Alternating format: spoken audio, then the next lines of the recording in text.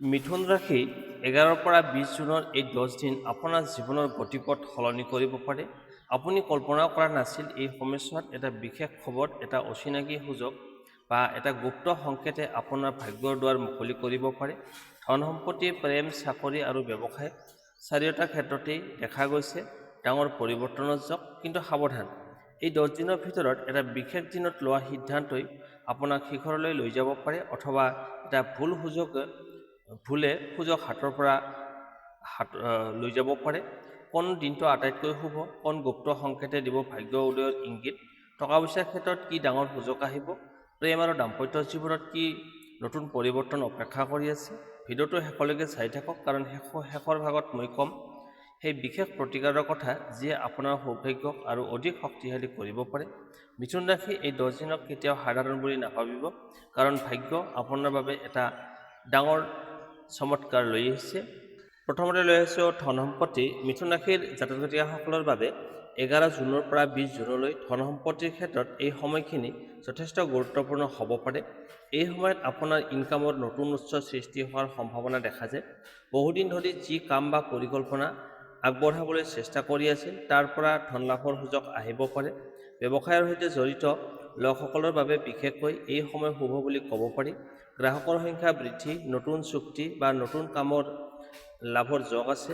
বিশেষকৈ যোগাযোগ, বিক্ৰী, শিক্ষা, অনলাইন কাম বা মিডিয়াৰ সৈতে জড়িতসকল উপকৃত হ'ব পাৰে। যদি আপুনি চাকৰি কৰি আছে, তেন্তে অতিৰিক্ত ইনকামৰ সুযোগো আহিব পাৰে। কোনো পুৰণি পাবলগীয়া ধন ঘূৰাই পোৱাৰ সম্ভাৱনা দেখা যায়। যিসকল লোকে ঋণ বা ধাৰৰ চিন্তাত আছে, তেওঁলোকৰ বাবে কিছু স্বস্তিৰ পথ মুকলি হ'ব পাৰে। সম্পত্তিৰ ক্ষেত্ৰতো কিছু শুভ সংকেত আছে। ঘৰ, মাটি, যান বাহনৰ সৈতে জড়িত আলোচনা আগবাঢ়িব পাৰে। যদি আপুনি সম্পত্তি কিনা বেচাৰ কথা ভাবি আছে, তেন্তে সিদ্ধান্ত লোৱাৰ আগতে সকলো নথিপত্ৰ ভালদৰে পৰীক্ষা কৰাটো প্ৰয়োজন। খৰধৰ কৰি কোনো সিদ্ধান্ত নকৰিব।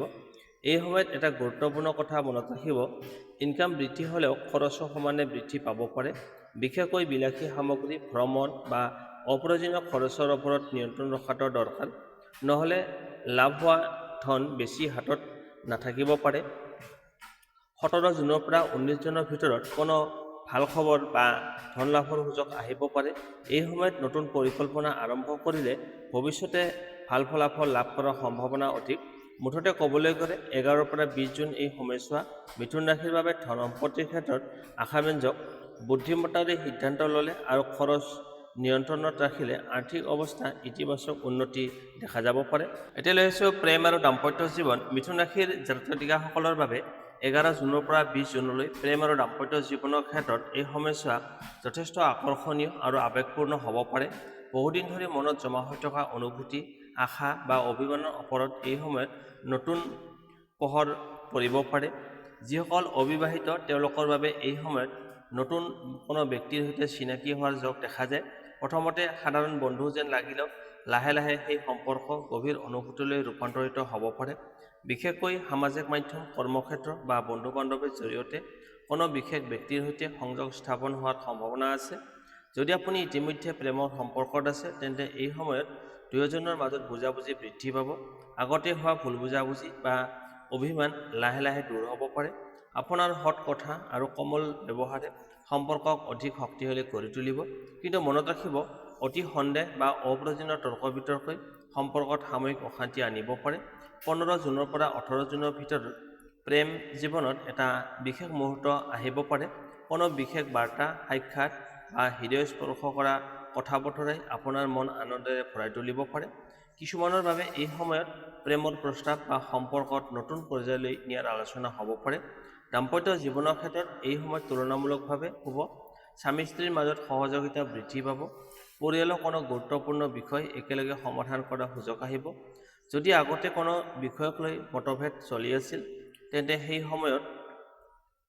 সময়ত সমাধানৰ পথ ওলাই আহিব পাৰে। তথাপি 13 জুন আৰু 16 জুনৰ আশে-পাশে বাক্য ব্যৱহাৰত সাৱধান হোৱাটো প্ৰয়োজন।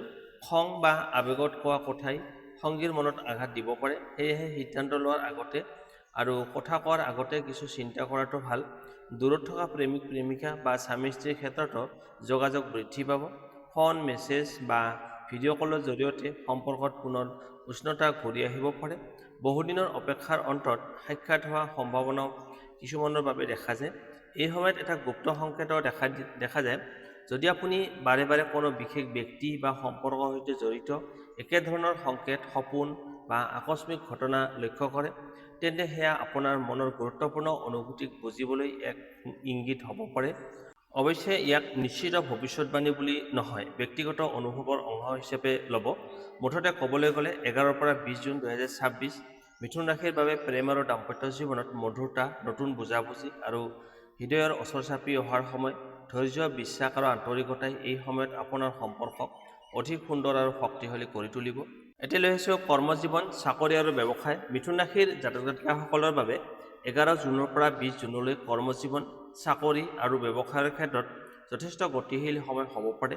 এই সময়ত বহু কাম একেলগে আগবাঢ়িব পাৰে আৰু আপোনাৰ বুদ্ধিমত্তা, যোগাযোগ দক্ষতা আৰু তৎপৰতাই সফলতাৰ পথ মুকলি কৰিব পাৰে।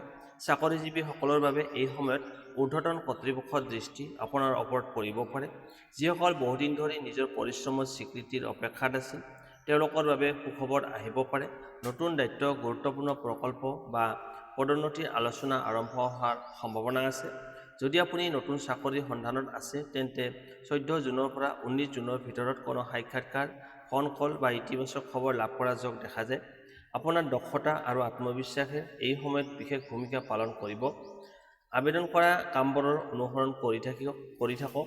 কৰ্মক্ষেত্ৰত সহকৰ্মীৰ সৈতে সম্পৰ্ক ভাল ৰাখিবলৈ চেষ্টা কৰক। কেতিয়াবা আপোনাৰ সৰল মন্তব্য ভুলভাৱে বুজা হ'ব পাৰে, সেয়েহে কথা বতৰাত কূটনৈতিক বা ধৈৰ্যশীল হোৱাটো প্ৰয়োজন। দলীয় কামত সহযোগিতাৰ মনোভাৱ দেখুৱালে অধিক লাভৱান হ'ব। ব্যৱসায়ীসকলৰ বাবে এই সময়ত নতুন গ্ৰাহক, নতুন যোগাযোগ আৰু নতুন সুযোগ আহিব পাৰে। বিশেষকৈ অনলাইন ব্যৱসায়, বিপণন, শিক্ষা, মিডিয়া, পৰামৰ্শদান বা যোগাযোগ ভিত্তিক কামৰ সৈতে জড়িতসকলৰ ভাল ফলাফল লাভ কৰিব পাৰে। কোনো পুৰণি গ্ৰাহক বা পৰিচিত ব্যক্তিৰ জৰিয়তে ডাঙৰ সুযোগ আহিব পাৰে। 15 জুনৰ পৰা 18 জুনৰ ভিতৰত ব্যৱসায়িক সিদ্ধান্ত লওঁতে বিশেষ মনোযোগ দিয়ক। লাভৰ সম্ভাৱনা থাকিলেও সকলো নথিপত্ৰ আৰু চৰ্ত ভালদৰে পৰীক্ষা কৰাটো বাঞ্ছনীয়। খৰধৰ কৰি অংশীদাৰিত্ব বা ইনভেষ্টৰ সিদ্ধান্ত নল'ব। যিসকল নিজাকৈ নতুন ব্যৱসায় আৰম্ভ কৰাৰ কথা ভাবিছে, তেওঁলোকৰ বাবে এই সময়ত পৰিকল্পনা আৰু গৱেষণাৰ বাবে শুভ সময়। যদিও তৎক্ষণাত ডাঙৰ ইনভেষ্ট কৰাৰ সলনি লাহে লাহে আগবাঢ়িলে অধিক সুফল পোৱা যাব। কৰ্মক্ষেত্ৰত এটা গুপ্ত সুযোগ অহাৰ সম্ভাৱনা দেখা যায়। প্ৰথম দৃষ্টিত সৰু যেন লগা কোনো প্ৰস্তাৱ বা কাম ভৱিষ্যতে ডাঙৰ লাভৰ কাৰণ হ'ব পাৰে। সেয়েহে প্ৰতিটো সুযোগক মনোযোগেৰে বিবেচনা কৰক। মুঠতে ক'বলৈ গ'লে 11 পৰা 20 জুন 2026 মিথুন ৰাশিৰ বাবে কৰ্মজীৱন, চাকৰি আৰু ব্যৱসায়ৰ ক্ষেত্ৰত অগ্ৰগতি, নতুন সুযোগ আৰু আত্মবিশ্বাস বৃদ্ধিৰ সময়। কঠোৰ পৰিশ্ৰম, বুদ্ধিমত্তা, সিদ্ধান্ত আৰু সঠিক যোগাযোগে এই সময়ত আপোনাক সফলতাৰ দিশে আগবঢ়াই নিব পাৰে। এতিয়া লৈ আহিছোঁ এই 10 দিনত আপোনাৰ বাবে শুভ তাৰিখ, শুভ সংখ্যা, শুভ ৰং আৰু প্ৰতিকাৰ। মিথুন ৰাশি 11 পৰা 20 জুন 2026 শুভ তাৰিখ। এই সময়ছোৱাত আপোনাৰ বাবে বিশেষভাৱে শুভ বুলি ধৰা হৈছে 12 জুন নতুন কাম আৰম্ভ, আলোচনা আৰু যোগাযোগৰ বাবে শুভ। 15 জুন ধন লাভ বা কোনো সুখবৰ পোৱাৰ সম্ভাৱনা। 17 জুন প্ৰেম, সম্পৰ্ক আৰু পাৰিবাৰিক বিষয়ত ইতিবাচক দিন। 19 জুন চাকৰি, ব্যৱসায় আৰু গুৰুত্বপূৰ্ণ সিদ্ধান্তৰ বাবে অনুকূল। শুভ সংখ্যা 5, 6, 14 আৰু 23। এই সংখ্যাবোৰে আপোনাৰ আত্মবিশ্বাস, যোগাযোগ শক্তি আৰু সৌভাগ্য বৃদ্ধি কৰাত সহায়ক হ'ব পাৰে। গুৰুত্বপূৰ্ণ কাম, নথিপত্ৰ বা বিশেষ সিদ্ধান্তত এই সংখ্যাবোৰ বাৰে বাৰে দেখা গ'লে সেয়া ইতিবাচক সংকেত বুলি ধৰা হয়। শুভ ৰং সেউজীয়া, উন্নতি, শান্তি আৰু সফলতাৰ প্ৰতীক। হালধীয়া জ্ঞান, আত্মবিশ্বাস আৰু সৌভাগ্য বৃদ্ধি কৰে। বগা মনৰ শান্তি আৰু ইতিবাচক শক্তি আনে। গুৰুত্বপূৰ্ণ দিনত এই ৰঙৰ কাপোৰ বা কোনো বস্তু ব্যৱহাৰ কৰিলে মনোবল বৃদ্ধি পাব পাৰে। এতিয়া হৈছে শুভ প্ৰতিকাৰ। 1 নম্বৰ, প্ৰতিদিনে পুৱা উঠি গণেশ দেৱতাক স্মৰণ কৰক আৰু ওম গং গণপতি নমঃ এই মন্ত্ৰটো 21 বাৰ জপ কৰিব। 2 নম্বৰ, বুধবাৰে সেউজীয়া শাক পাচলি বা ফল কোনো দৰিদ্ৰ ব্যক্তিক দান কৰক।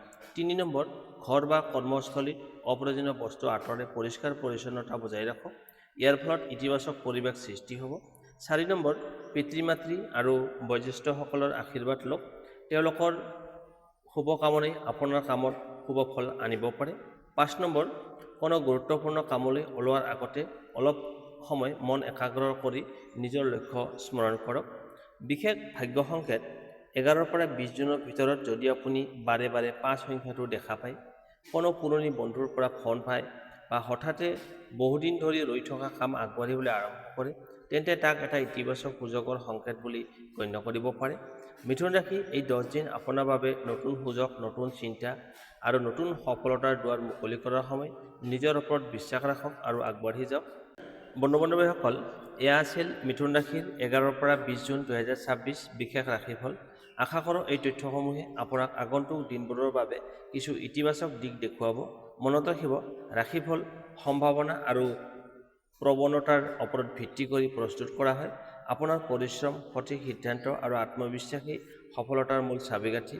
ভিডিঅ'টো ভাল লাগিলে লাইক কৰক, আপোনাৰ বন্ধু বান্ধৱী আৰু পৰিয়ালৰ সৈতে শ্বেয়াৰ কৰক আৰু এনেধৰণৰ দৈনিক সাপ্তাহিক ৰাশিফল পাবলৈ চেনেলটো ছাবস্ক্ৰাইব কৰি বেল আইকনটো নিশ্চয় প্ৰেছ কৰক। আপোনাৰ মতামত আৰু অভিজ্ঞতা কমেণ্টত লিখিবলৈ নাপাহৰিব। মই সকলো কমেণ্ট পঢ়োঁ। মিথুন ৰাশি এই 10 দিনত আহিব পৰা প্ৰতিটো সুযোগ চিনাক্ত কৰক, নিজৰ দক্ষতাৰ ওপৰত বিশ্বাস ৰাখক আৰু ইতিবাচক মনোভাৱেৰে আগবাঢ়ি যাওক। পুনৰ লগ পাম পৰৱৰ্তী ৰাশিফলৰ ভিডিঅ'ত।